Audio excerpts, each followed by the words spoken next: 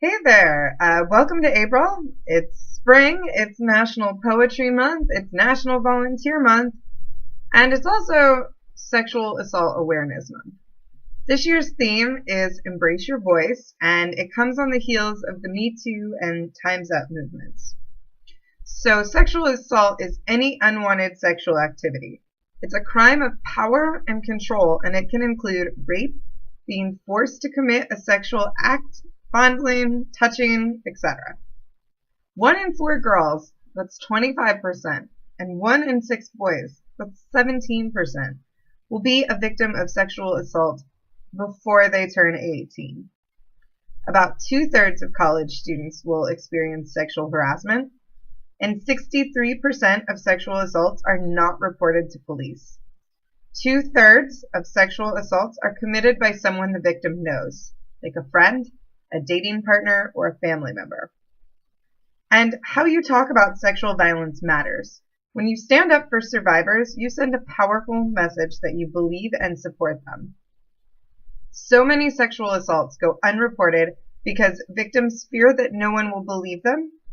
They do not trust law enforcement. They don't think there's enough evidence, or they fear being shamed or blamed for their assault. When rape or assault is reported, there is usually no arrest and no conviction.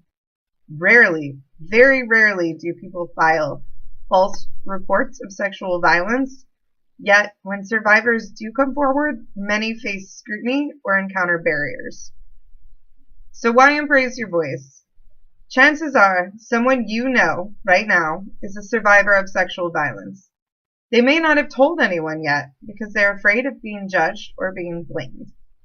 That person is likely listening to your opinions and attitudes for clues as to how you may respond, should they choose to tell you.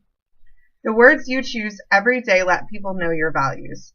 Speak up so that others know that you believe survivors and that you do not believe in stereotypes or make light of sexual violence. Remember, if you are a victim of sexual assault, it is not your fault, and you are not alone. There are a lot of resources out there.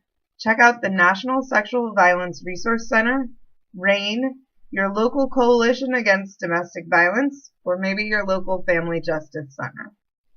You are not alone. It is not your fault. We believe survivors.